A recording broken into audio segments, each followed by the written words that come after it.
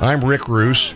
My partner Rick Berry and I are delighted to be here once again. How are you, Bulldog? I'm doing good, Rick, and I'd like to say hi to everybody out there that's listening, and hope we have a good show tonight. I know we will. We'd like to shout out to our friend and express our true thanks to our friend Doc and DuPont and so many others who have served our country so valiantly. I'd also like to shout out to my niece Elise, who's serving in the Navy in Afghanistan as a nurse. Rick, we'd also like to remember a great friend of the show and a true patriot, Floyd Coates, who went on to be with his Lord and Savior this month, a couple weeks ago. Also, we'd like to give a special thanks to our friend Mark Wynn, attorney at law, for his ongoing support of our efforts. This is a conversation we hope you will join. Tonight is another hybrid situation in which you can send us questions via Rick and Rick at Night Show on Facebook. That's Rick and Rick at Night Show. It's a new page on Facebook. Our computer whiz Lisa is manning the computer right now. And we also have a hybrid phone number tonight, 812-801-3064. That's 812-801-3064. And we won't be able to put you on the air because our guest will be online with us. Lisa will take that call, Rick. If you please just give Lisa your name. You can just give your first name if you like. She'll write down the question, she'll relay it to us, and we'll be glad to answer it. Well, I think Deneen's on the phone, Rick. Do you want to go ahead and introduce her? Deneen, are you there? Gentlemen, good evening. Yes, I am. How are you? Deneen, I'm doing fantastic. I'd like to, before we get started with you, I'd like to give a little bit of background on you, and then we'll go ahead and get started. For a lot of people out there that are listening, they'd be familiar with Deneen Borelli, especially if they're a Fox News or a cable news watcher. Deneen is a fellow with Project 21, a network of black conservatives, which is an initiative of the National Center for Public Policy Research, a national public policy research group based in Washington, D.C.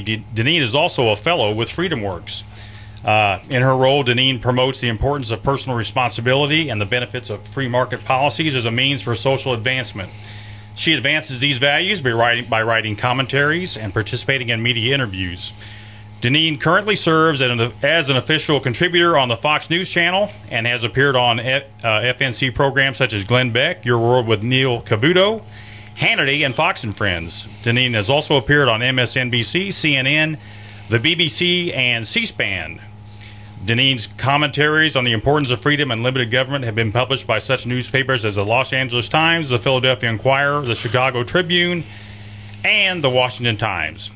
She has also been a frequent speaker at political rallies and events, and I would like to say that Deneen was one of our keynote speakers at our last Tea Party, Rick, and she did a great job, didn't she? Yes, she certainly did. Now, Deneen, how are you doing tonight? I'm good, and thank you so much for the opportunity to be on your program. I really appreciate it. Well, this is twice that we've had the fortune of having you, once in person and now on the radio. And Deneen, the first thing I want to do, and I don't know, you're going to have to guide us along as to what we can talk about, but I want to say that you have a book coming out March 6th, and it's already available on Simon & Schuster. I think you can go to the Simon & Schuster website, or you can Google in the name of the book, which is Blacklash, and I believe they're taking orders for that book now. Is that correct, Deneen? Yes, you're absolutely correct, and thanks so much for mentioning it. It's called Blacklash, How Obama and the Left Are Driving Americans to the Government Plantation, and it will be out on March the 6th, which is Super Tuesday, and it's available on SimonandSchuster.com, BarnesandNoble.com, and Amazon.com. So I'm very excited about this project, and please keep in mind, gentlemen, that I'll be more than happy to come out your way for a book signing. Tom and I had a great time at your event last summer. It was great meeting you and other Tea Party patriots, and we welcome the opportunity to come back. Is Tom with you tonight, Deneen? Not at the moment, but he may be. Well, if Tom makes it, Tom's another distinguished person, Deneen's husband, and if Tom makes it, we'll give a little background on him and what he does, and boy, it'll be great to interview both of you at the same time. Now, Deneen, I don't want to say anything about the book that I'm not supposed to talk about. What can we say about your book? Because I know these publishers have their rules. Yeah, well, what I can say is this. I'm very excited about the project, and really, I wrote this book. It's really because of my experience in the Tea Party movement, but also part of my life experience is what I talk about in the book as well. Because when I grew up, I wasn't all that political. My family wasn't all that political. They're Democrat voters, and I was someone who really didn't read or research about issues or candidates, what people were voting for, and when they do vote for certain individuals, what do those individuals stand for? What do they represent? And so one thing I can say about the Tea Party movement is that a lot of people have woken up because of government that has gone wild, because there's so much going on with our government today, with the spending and the debt, and our loss of liberty that is just dripping away bit by bit. But I talk about that, and I also talk about the fact that I'm a black female conservative. There are other black conservatives out there, but unfortunately there are some who are afraid to be vocal and talk about their values, their conservative values and principles, because they're concerned about being criticized and demonized by their family, their friends, their coworkers. So I wrote this book to let people know it's okay. It's safe. It is okay to speak your mind. This is America. Too bad if people, may not agree with your view. If you Google my name, you'll see all kinds of things that I am called and I am targeted and criticized about. But as I said before, one of the reasons why I wrote this book, and I'm very proud of this project, is to let people know that you can have a voice, but it's up to you, to be vocal about your core values and not let others dictate your mindset and your actions. How much heat do you personally take, Deneen? Or have you over the years for the positions you've taken? Because it's just, the dominant media culture just beats the snot out of people, particularly blacks, particularly who are conservative, and particularly that speak their mind, it seems like. No, you're absolutely right. This is the land of the free and the home of the brave, and unfortunately, in some situations, if you're not in lockstep with some of the left ideology, big government spending, and government controlling every aspect of your life, if you step out of line, you are made an example of. And by me being a black female conservative, I am attacked on all ends by people basically who are hiding behind their computers because they're not challenging me with my values and my ideas face to face. And so that is why I mentioned, if you look up my name, one of the first things you'll see that comes up are some of the names that I've been called. Some of them I can't even mention on your program this evening, but some of the other names are token, sellout, a traitor. And it's simply because I believe in limited government. I believe in the individual. I don't believe that government is the answer.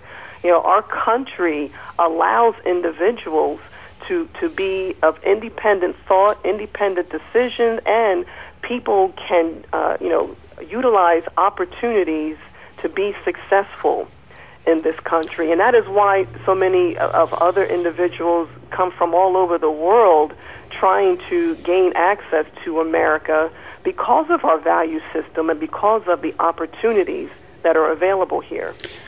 Deneen, this is Rick Berry. The bottom line is, the left or the liberal mindset supposedly is the tolerant mindset, open-minded to different ideas.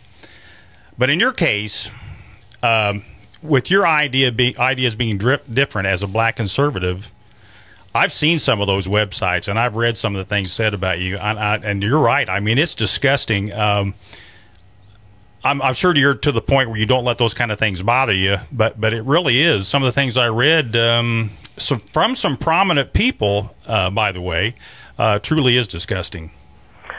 No, but that's the world we live in, and I'm in this fight for liberty because I want people to know and understand that you have to be you. You have to be yourself. It's important to do that. I did not start out in public policy. I worked in corporate America for about 20 years. I worked at Philip Morris USA. Great opportunity for me to work at that company. I advanced in numerous positions, and I was able to go to college at night for 11 years. So over the years, I've read and learned different things and got involved in public policy. Once I left Philip Morris, they moved to Richmond. So, I'm in the fight for liberty. I believe in individuals. I love our country. I've always loved our country. And America is an exceptional place. Anyone can succeed.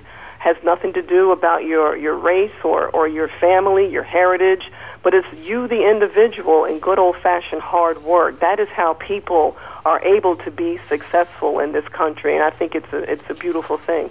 Well, Deneen, if I could, I'd like to kind of draw a contrast. This is what I'm thinking. As a conservative, you believe in personal responsibility. You believe in hard work. If you work hard in this country, you can be anything you want to be. If I draw a contrast between that kind of mindset and the liberal mindset, and obviously I've watched Jesse Jackson and the Reverend Al Sharpton and other leaders from the other side speak quite often, and their message seems to be that as black people, we're victims, we'll always be victims, and we have not gotten what's coming to us, and the only way we can get ahead is if the U.S. government takes care of us and gives us what we've got coming because we've been victims. And I'm not saying they haven't been, that the black race hasn't been victims. They obviously have. But you reach a point where the message has got to be, you can do it. If you're just like anybody else, you can do it if you set your mind to it. No, you're absolutely right. Jesse Jackson, Al Sharpton, and there are others who try to communicate that message on a regular basis to the black community, that blacks are victims, and you hear things about reparations, and blacks need special treatment, and on and on. But listen, this isn't the 1950s and 60s. We have come a long way in our country. Blacks are not victims. We have a wealth of opportunities that are available. Listen, you're not going to start at the top.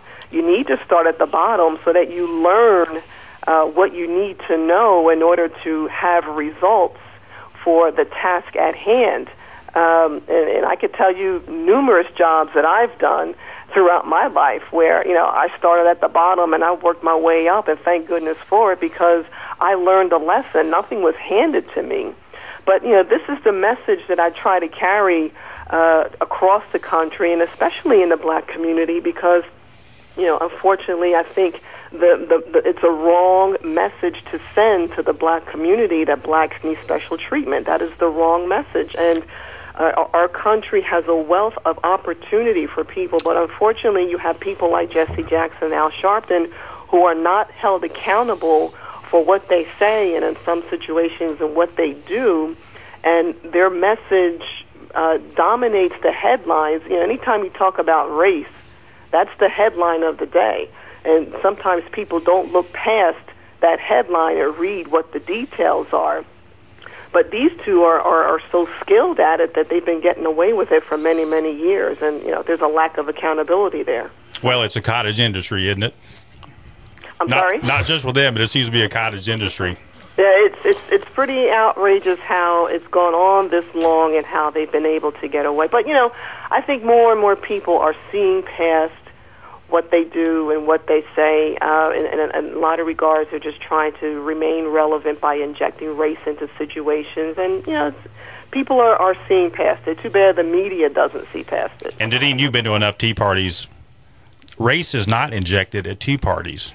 It's not injected from the conservative mindset. We don't look at things as race, as people being in categories. The left is always putting people in categories, whether it be Asian, black, white, Hispanic. It doesn't matter. Everybody's got their own category, and we like to look at everybody as just plain and simply Americans, don't we? No, that's absolutely right.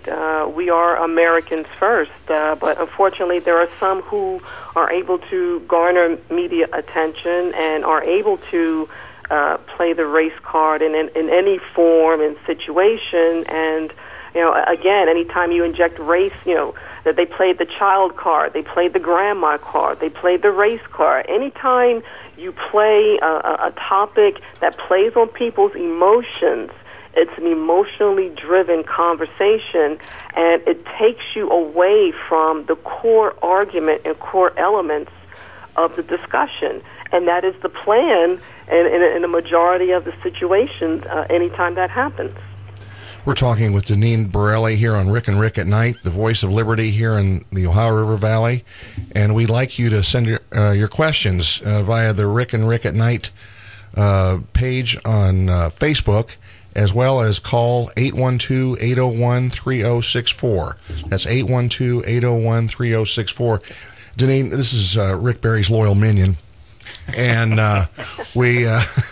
Well, at least I know I don't have to worry about mixing up anyone's name. That's right. That's right. Makes it a lot easier. But Jesse Jackson J.C. Watts, who a former congressman from Oklahoma, called Jesse Jackson and Al Sharpton and people of those ilk race hustling poverty pimps.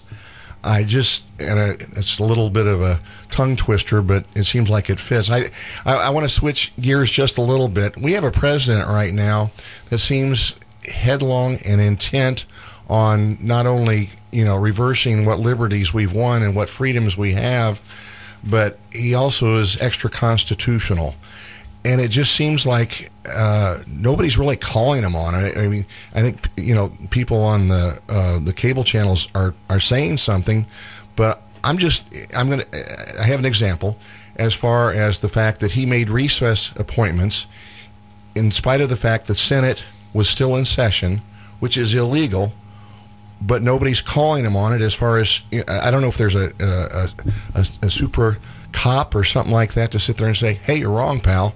And that's just one example, but I'm not sure what we can do other than decry it.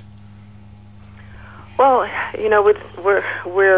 this is a different era that we are in right now, and our government is getting bigger and bigger, and our liberties are going less and less.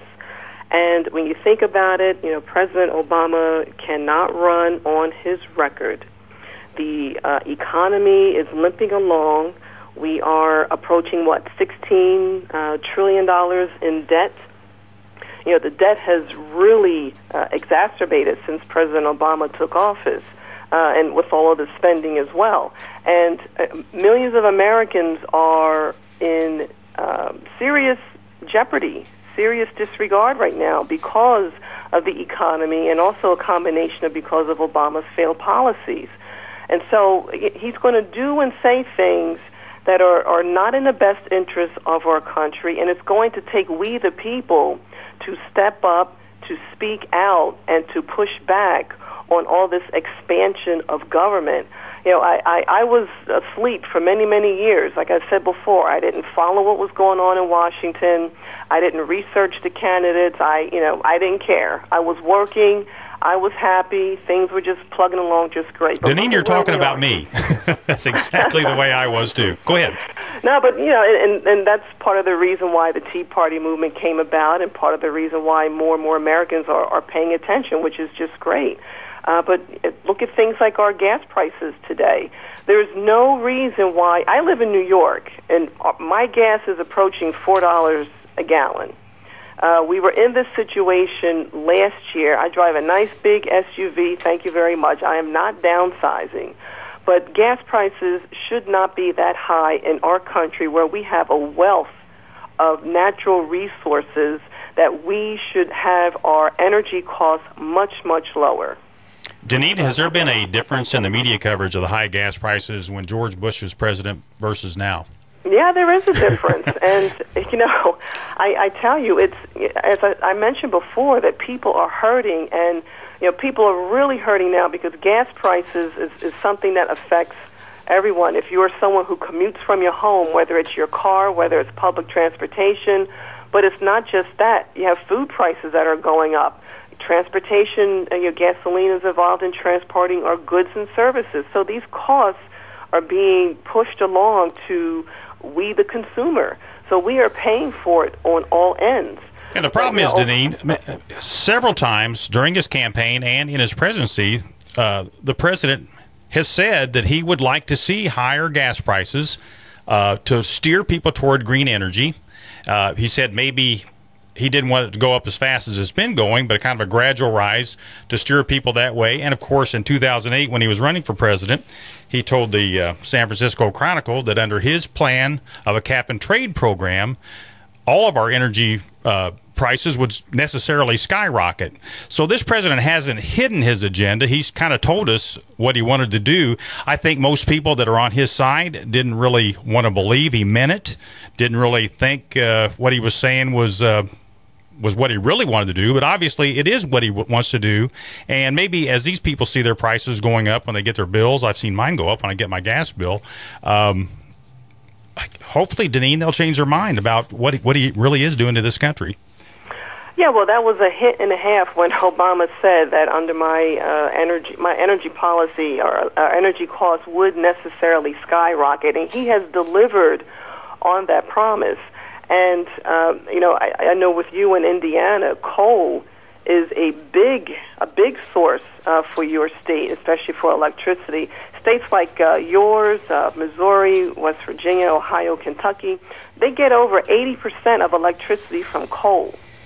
And so Obama has a war on coal. When he said he was going to do all of the above to try to help with our energy needs and demands, he left coal out of that equation. I don't know if a lot of people realize that or not. Well, Deneen, I've got a column here from Alan Karuba, and this came out about a week ago. And the headline of it, or the leading paragraph on his article is, if a foreign nation had launched an attack on America to destroy its coal-fired plants, to shut down its coal mines, and to thwart its ability to drill for oil and natural gas, we would be at war with that nation. Isn't that what President Obama is doing to us right now? That's absolutely right. I've written, and I know Alan Karuba, and he's a great writer. And I write about energy on a regular basis. And something I mention all the time is that Obama has a war on fossil fuels, but especially a war on coal. And when you look at it, fossil fuels provide 85% of our energy needs. It's the lifeblood of our economy.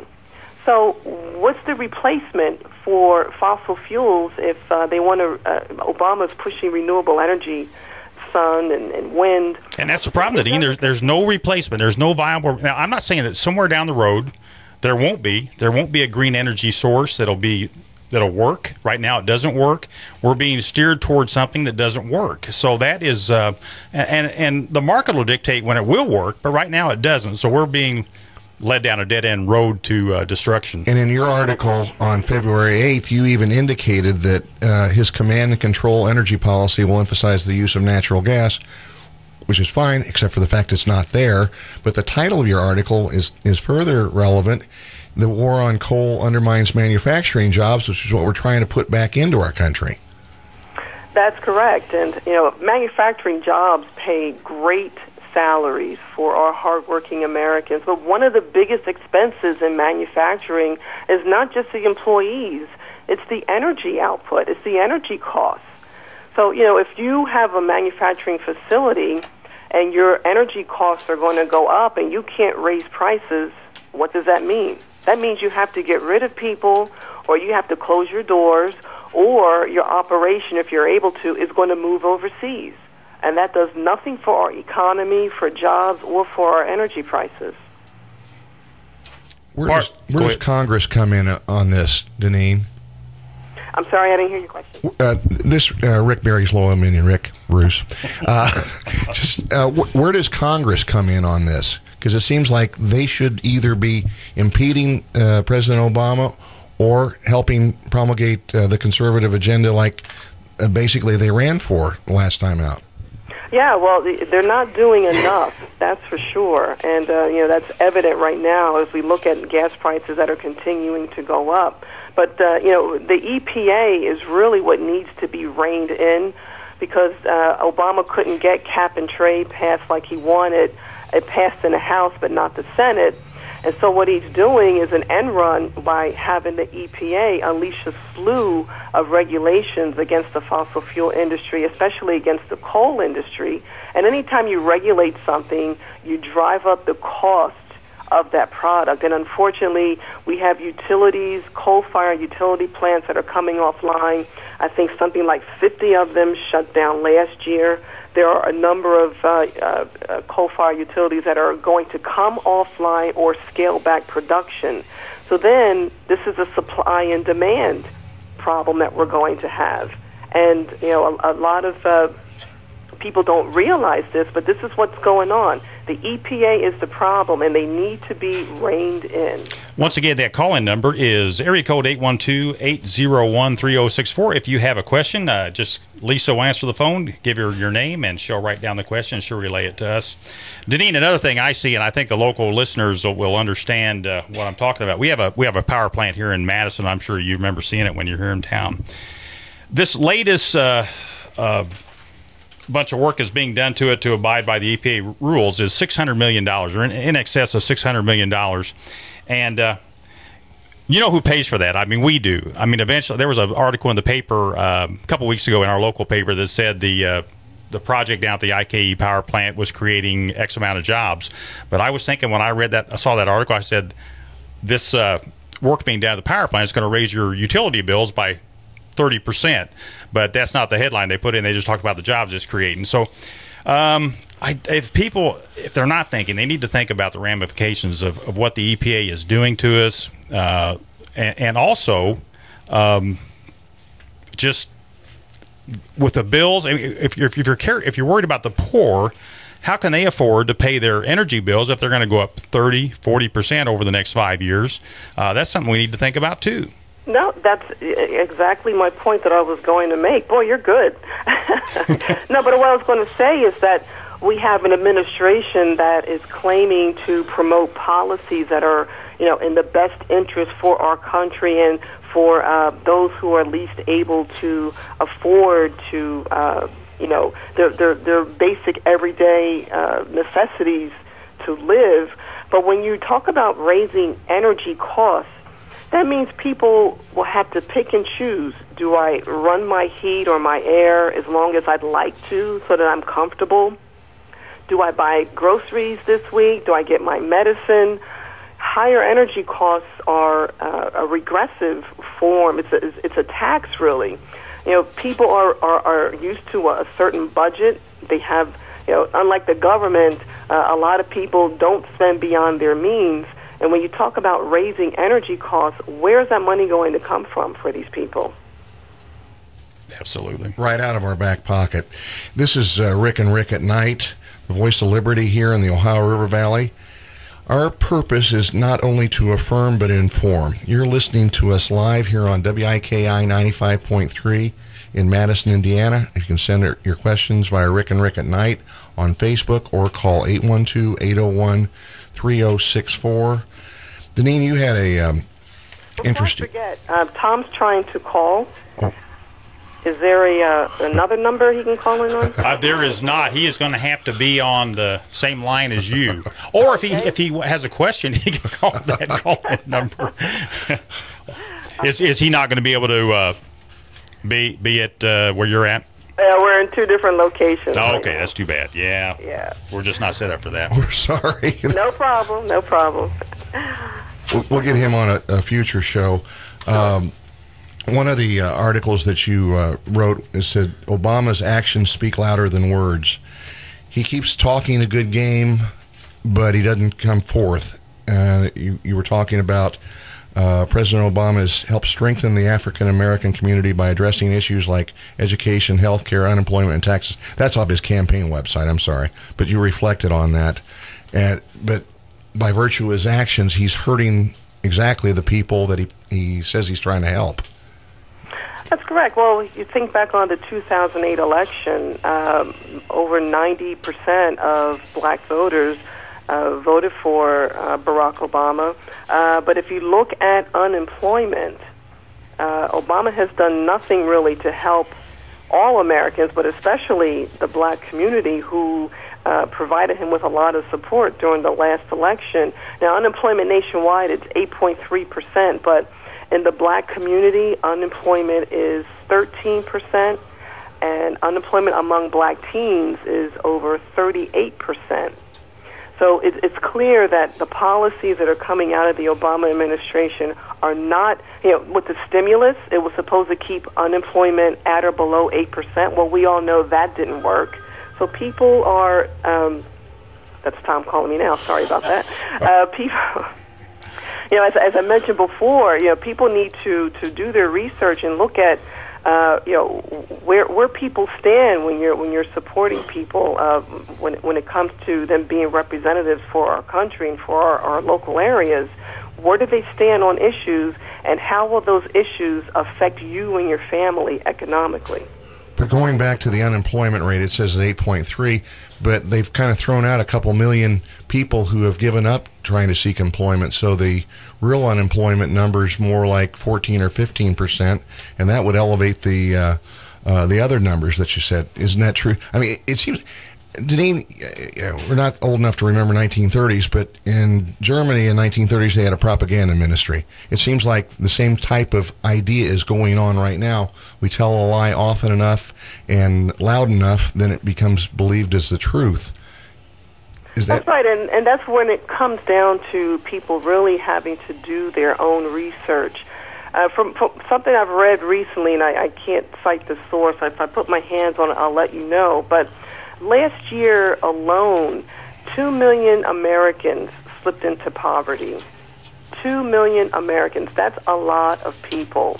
We have 46 million people on food stamps. Now, you put that in perspective, there's 37 million people that live in California. That's a lot of Americans who are hurting right now because our economy has not bounced back the way we need it to. And sadly, there are more and more people who are depending on the government just for their basic needs, for food, for energy assistance and housing assistance. And, it just shouldn't be, it shouldn't have to be that way. Deneen, one of the things that baffles me, just as time goes by, if you followed history at all, I mean, we all know that big government and central command control of the economy from the government always ends up in a disaster. There's not one example out there where it has ever worked. And even though this is what our present administration is trying to do, why do so many people not get it? Well, that's a great question, but, I think in some cases people don't get it until it's too late. The other aspect is that if you're an elite and you've made your wealth and your living and, you vote for whoever, whenever, and it doesn't matter what their policies are, whatever is going on in the world, it doesn't affect you because you can afford anything that comes down the pike. And we were just talking about energy not too long ago. If you're an elite, you're rich, and you don't care about Obama's economic policies that are harming our economy, it doesn't affect you because you can afford to pay any amount for gasoline and or to heat and cool your home. And Deneen, there's always the classic, and I've been given this by people, there's the classic line, those countries in the past never did do it right. They never had the right people in there to make it work. And I'm sure you've heard that one too, that line too. That's right, and if you look at what we've gone through the past few years under this administration, I mean, I mentioned earlier that the spending has the rate and speed of the spending has just really gone through the roof, and we the people are the ones who are suffering from all of the taxing and spending that is going on in this country. Someone has to pay for this debt. I mean, it's not going to go away overnight. Well, Deneen, it is a train wreck. I mean, there's no other way to look at it. I mean, this is, it may not happen tomorrow, it may not happen next year, but sooner or later, exactly what's happened in Greece and what is going to happen in Spain, Italy, Portugal, other European countries is going to happen here unless we do something about it. And I want to give you a few examples when we're talking about this oil production and coal production. President Obama has been, and his administration have been bragging that there's more oil production going on now than there ever has been. Well, he's correct. There is, but that's because of the oil drilling on private land. On federal land, oil production is down 30%. 85% of the outer continental shelf is off limits to drilling, and only 3% of the area under federal control is made available to drilling. And again, that's because the president has said he wants to drive up prices to steer people toward green energy, which unfortunately does not work right now. Yeah, you're right with those stats, and a lot of the effort that is going on with our energy happened from the Bush administration, where we're able to get ahead in some regards in terms of the permitting process and things of that nature in order for companies to explore and excavate oil or coal. But Obama has a command and control energy policy. He's picking winners and losers, and really the losers are the American people, because what he's doing, we have a supply that is coming offline. It's going to drive up the costs, and this is what we are experiencing now. So really, he wasn't kidding when he said energy costs won't necessarily skyrocket, especially under his watch. And that's where we stand now. It's not the oil companies' faults where they at the left trying to demonize and discredit the oil companies. It's not their fault. This is a world market. It's a global market. But look at what's happening locally in our country. Obama said that he wants America to be Brazil's best customer. No, we should be our own best customer. We should be exporting our natural resources, and we can do that. All it takes is a stroke of a pen. And imagine our economy if we put the energy into energy sources that work versus the ones that don't. And I got Deneen, I know you know this, but I got just a short list of some of the green energy companies that and the amount of money they've been loaned that have gone bankrupt. Of course, everybody's heard of Solyndra, or hopefully most people out there have heard of Solyndra. $535 million down the drain. Evergreen Solar, $485 million down the drain. Enter One, which is an electric car battery company, was located right here in Indiana, $118 million loan. They're bankrupt. Beacon Power, an energy storage company, $43 million loan, down the drain, bankrupt. Spectre Watt, a solar cell company, $500,000 loaned, bankrupt, down the drain. Nevada Geothermal, $79 million in loans, $66 million in grants, bankrupt. Amazing. And that number keeps going, because every week there's some other company that's going bankrupt. And recently I heard some company was giving their employees bonuses. So our tax dollars, with taxpayer dollars.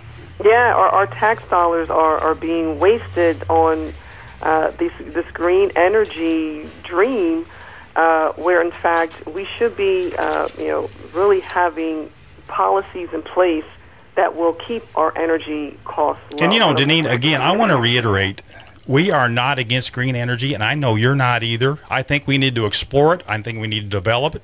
Someday there will be green energy that will work, but right now it does not work. So why are we being steered towards something that doesn't work when our economy is in shambles?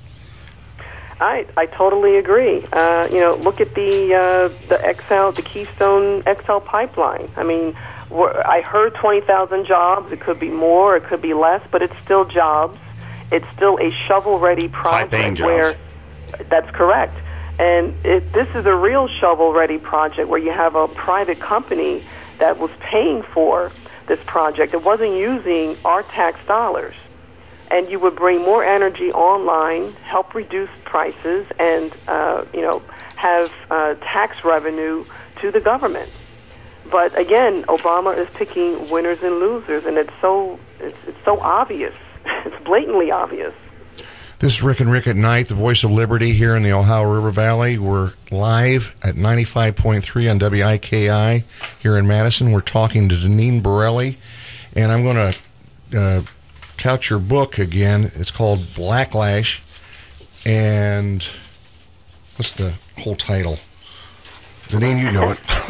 I've got it. It's called Blacklash, How Obama and the Left Are Driving Americans to the Government Plantation, and that is being published by Simon & Schuster. I think the book is now available for sale, but officially, I guess the official opening date is March 6th. Right, Deneen? Yes, that's correct. And just so you and your listeners know, I'm scheduled to be on Hannity the evening of March the 5th, TV show and his radio program in the afternoon.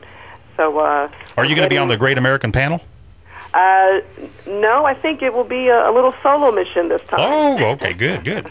You'll be talking about the book then, I assume. That's correct. Oh, yeah, fantastic. that's very kind of him. So just to let you and your listeners know. Well, I know he's a big fan of yours. I've heard him. Yes, and it's always a pleasure, to be on his program. I learn a lot, and it's great to interact with Sean as well. He's a great American. Deneen, another rat hole that I just read in a column by Michelle Malkin. They've got a $4 billion Obamacare slush fund for progressives, where their latest investments are going to go to the public option, the co-ops of non-profit co-ops, which will compete with private insurers. And this is, she describes it as socialism through the side door. I wanted to know your take as far as, this is one of these things that's been promulgated that was got to be reversed after the election this year. Well, it's such a nightmare. Thank goodness the Supreme Court, this will be before the Supreme Court this spring. I don't know what the date is, but the American people don't want it. States can't afford it. There's over 25 states that are suing because of the unconstitutionality. That's what's going to be challenged of this initiative. And listen, it's command and control. It's more government interference in our lives, and it's an initiative that the Obama expects the states to pay for, and we can't afford it. And it's extra constitutional. I'd be remiss if I didn't bring up the fact that we're in a primary season right now.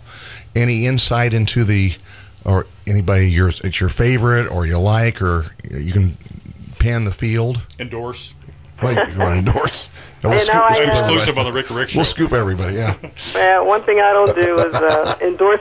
I don't endorse candidates. So, but I will say this though. There are several people to choose from on the Republican side. But what really matters is someone who is going to rein in the growth of government, who's going to cut spending, do something about our debt, and not just talk the game, but make the hard choices and decisions that are going to help put our economy back on track. That's the kind of leadership that our country is going to need, because right now, unfortunately, we're going down the wrong path, and the numbers speak for themselves. It's not just you or me or Rick just talking and complaining, but we're going down the wrong path, and it's obvious based on the unemployment numbers, the spending numbers, people who are relying on government more and more every day. That's where the evidence lies. And so we need someone who's going to turn this ship around. It can be done. It's going to take some time, but I believe it can be done. But one thing that's been integral to this discussion right now is the fact that there's an establishment Republican Party, and then it seems like they're against us Tea Party people.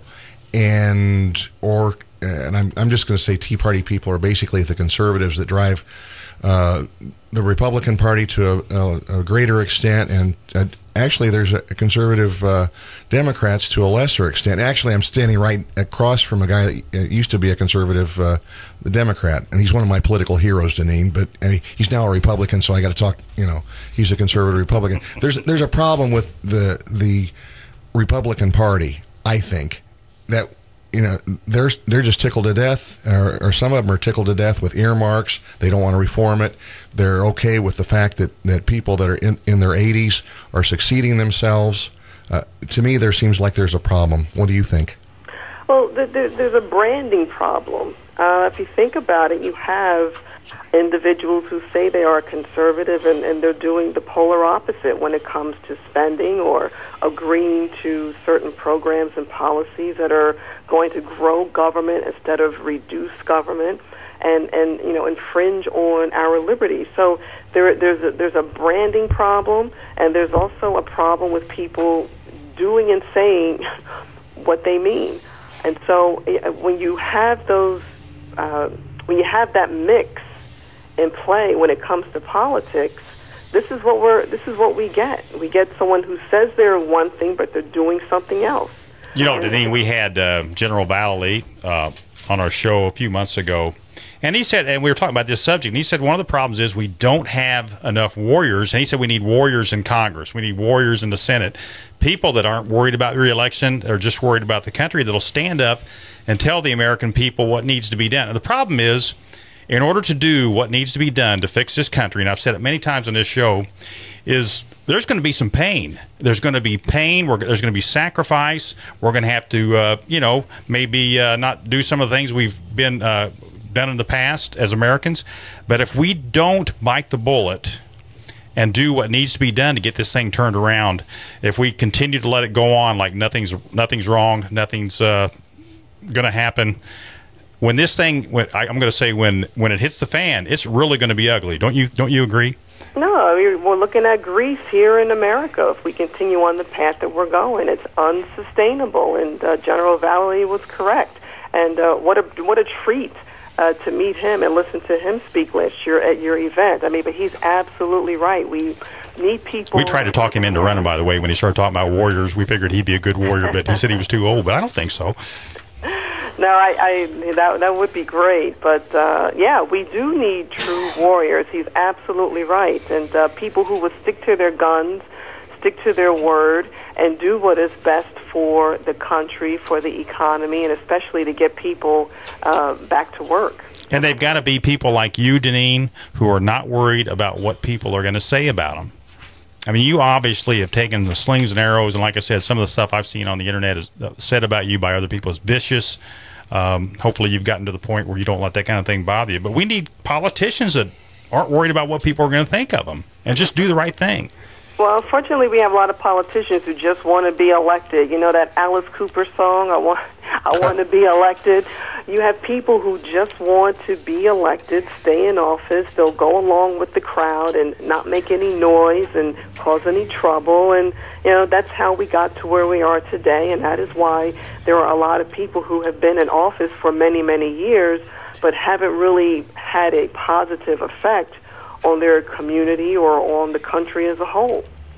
And the sad fact is, Deneen, once we have a nominee, I think the viciousness of the attacks on that nominee and the things that are going to be looked at as far as their past is concerned, it's going to be unbelievable. Now, they've given President Obama a pass, and there's plenty in his past that we probably still don't even know about. They don't want to know. They don't want to look into it. But whoever our nominee is, he's going to be demonized. It's going to really be ugly, don't you think?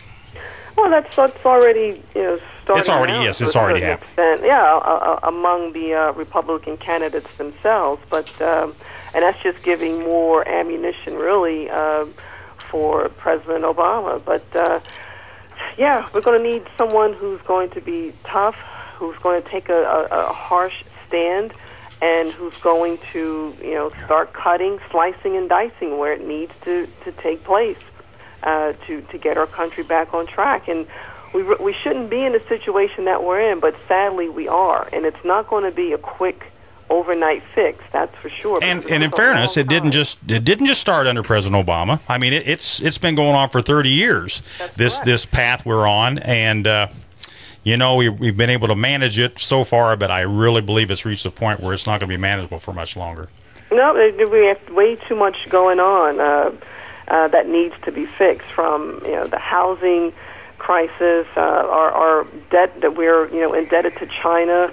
It's just too much going on right now that needs immediate attention. It needs to be addressed immediately, and hopefully, we'll get the right person in office that will do that. Deneen, are you hopeful, and why? I am hopeful, and that is why I do what I do. Listen, I'm in the fight for liberty every day. I'm fighting for liberty at all hours. Radio interviews aren't just 9 to 5. I'm on the radio at times at 6 a.m., anywhere at night until 11, 12 o'clock, talking about liberty and the importance of limited government and for people to stand up, get involved and take action and speak up, I am very hopeful, and I hope my hard work and my hope for our country will transcend to people wanting to take action and for people to wanting to get involved and to do something and to make a change. I am very hopeful of our country. Deneen has a website, and it's spelled DeneenBorelli.com. And get on there, as well as if you want to look her up, we have her speech, as well as Tom, who we weren't able to get on here, but we have his speech from our Tea Party event last October. It was called Restoring American Exceptionalism. We still have to work on that, but that's on YouTube.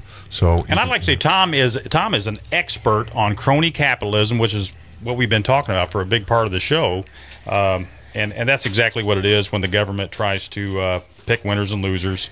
And I really wish Deneen Tom could have been on, because although we probably needed to have a 3-hour show if he was going to be on. One thing, Deneen, we're getting close to the end here.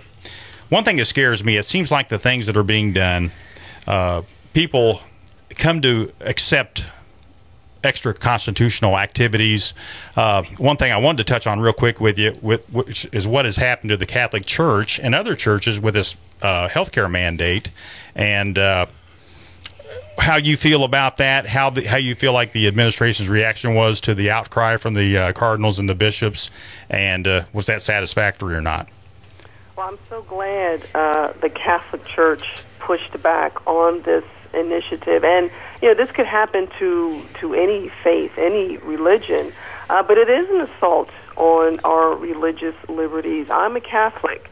I go to church every week, and I've always been in the church, and I think it's a disgrace, and I think it's also just flat out wrong what Obama and the administration has done when it comes to pushing their initiative for abortion and well, and Deneen, we know once they establish the fact that they can do this, if it ends up going through and the Catholic Church folds over it, this won't be the end of it. This is just the tip of the iceberg of other things that are going to come down the line. They're going to say, well, if we could do that, we're going to do this, and it's never going to stop. I hope your priest at your church spoke out a little bit during the masses the last couple of weeks about what was going on. I know our local church, our priest did, and I'm so proud of him for speaking out. I know it's a brave stance, and I know a lot of Catholics stand out there in the pews and don't agree with it. They agree with what the healthcare mandate's doing. But I hope your priest spoke out as well. No, absolutely, they did, and I hope more and more Americans, whether you're religious or not, understand and recognize what is going on, because you give the government an inch and they're going to take your entire life. This is where we are faced with right now, and we need more and more people really to push back and speak out on the growth of government. It's creeping tyranny, and this is how it happens. This is how it starts, and once it starts, it's never going to stop. That's right. And Deneen, I think we have a question from a caller. Rick's got that. Jane from Madison asked you, Deneen, do you think that voter ID is discriminatory? I know you wrote an article about that just on the 15th of this month. Yeah, I have a commentary actually on Fox Opinion page, and one thing the left tries to do is make this an issue about race, and a voter having a valid photo ID is a means to uphold the integrity of our election system. It's not discriminatory. People have the means and resources to obtain a photo ID. As a matter of fact, some states provide them for free. So it's not an infringement on people. It's not a hardship. It's a way to uphold and maintain the integrity of our system. This is to prevent voter fraud, plain and simple. And so I do not see this as something that's discriminatory, not at all. Deneen, we're going to have to let you go because we got like 3 minutes left, but we do really appreciate you being on our show. We want to keep the conversation going. We're going to have this interview on YouTube. for folks that didn't get to hear it. But we wish you absolutely the best, and you and Tom, and God bless and keep you. Tell Tom we're sorry we missed him, and again, we'll get him on the show again, and hopefully you. And Deneen, I just want to say you are one of the bravest ladies out there, and appreciate so much what you're doing. And hopefully, as time goes by, more and more people will appreciate your courage and what you're trying to do. Well, thank you so much for the opportunity, gentlemen. I really appreciate it, and have us on anytime. Okay, talk to you soon. Thanks, Deneen. Bye-bye. The title of her book is Blacklash: How Obama and the Left Are Driving Americans to the Government Plantation. I think Rick said it was on Simon & Schuster. And I also wanted to alert our listeners to an ongoing online course on the Constitution entitled Constitution 101, The Meaning and History of the Constitution. You can take this at your own schedule online, and guess where you can find that, Rick? Hillsdale.edu. Hillsdale College. Yes. And, friend of the show.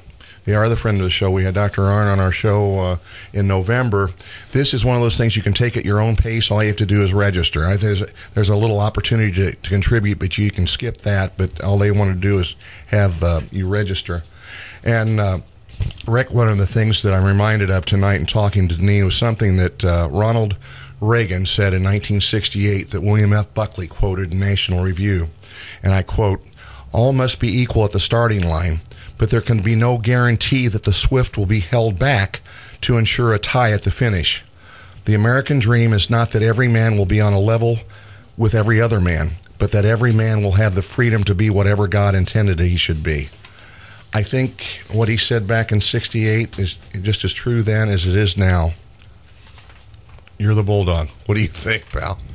Well, I always just harken back to the founders. And they had a unique idea. That idea was that man can govern himself. Up until the founders started this country, the prevailing wisdom was that man had to be governed, man had to be told what to do, man had to be suppressed by the government. The founders had a different vision. It set off the greatest nation the world's ever seen. There was a reason for that. Why do we want to go back to what has never worked throughout the annals of history? That's what I want to know. Well, my friend Josh sent me a note saying, talking about William Pitt, who said in the British House of Commons in 1783 that necessity is the plea for every infringement of human freedom. It is the argument of tyrants. It is the creed of slaves. We can't go back to that. We're going to be back in another month for an exciting episode of Rick and Rick at Night. We'd like to thank our friend Tom for working the board, and the Minion's minion, Lisa, for working the computer and the phone, as well as Amanda back there. Good night, Madison and America. God bless and keep you, our listeners, and this the most wonderful country in the world. For our local audience, we're going to go to the Boneyard Grill. Christian, tell us a poor one. Good night, everybody.